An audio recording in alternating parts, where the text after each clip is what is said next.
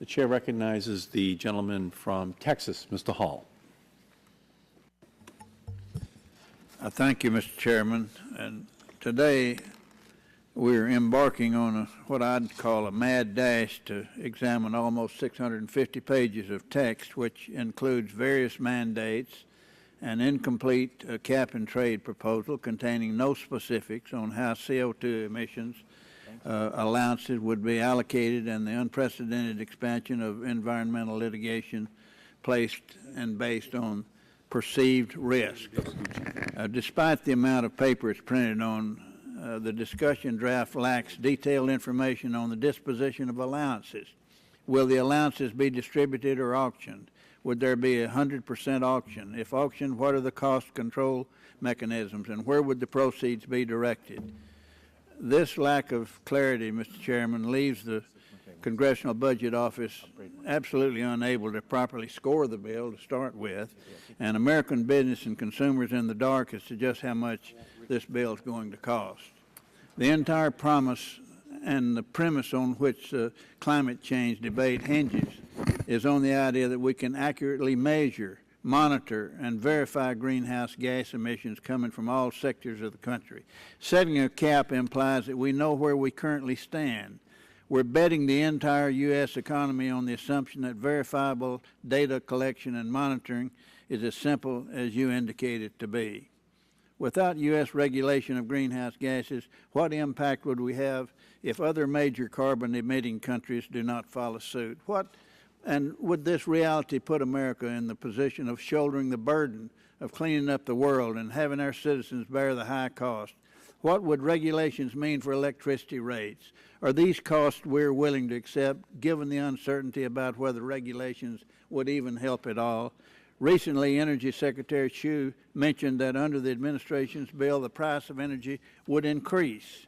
These costs will be passed on to the consumers, and the United States will be at a disadvantage to other nations.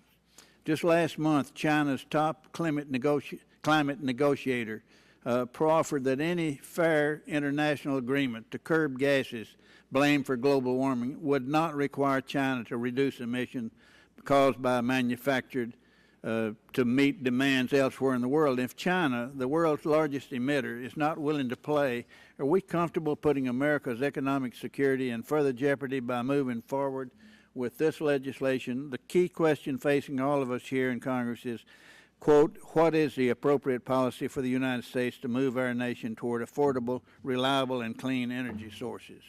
It's not an easy question to answer. We must discuss what the U.S. could accomplish with the right investments in energy research and development. For example, many, including myself, hope that carbon capture and sequestration technologies will make it possible for coal-fired power plants to limit their emissions while providing affordable electricity. Technologies researched and developed by the oil and gas industry in partnership with universities and national labs and utilized for enhanced oil recovery make for the potential for carbon capture and sequestration, make that possible. This innovation should be nurtured and not stymied. However, on top of a cap and trade system, this bill places a command and control regime on coal-fired power plants, mandating that after 2009, no new coal-fired plants without CCS technology in place may be built, sets an unreasonable deadline. Even Energy Secretary Chu recently acknowledged that such CCS technologies will take many years to develop and even longer to be put into practice. What is to be gained by such a short timeline? The elimination of the use of one of the most abundant domestic energy resources while at the same time increasing the demand for electricity. What energy source will be used to replace fossil fuels to meet the increased electricity demanded and triggered by the various mandates in this bill? If not clean coal, what about nuclear power? Unfortunately, nuclear is never featured among the almost 650 pages of your text. Mr. Chairman, I yield back my time. I'm very concerned about this bill, the effect it's going to have on this country, the effect it's going to have on taxpayers in the future, the effect it's going to have on those of us who rely on energy and right now are relying on countries that we don't trust and don't trust us for the energy we have. Surely there's a better way to go. I thank you, and I yield back the balance of my time if I have any. We thank the gentleman.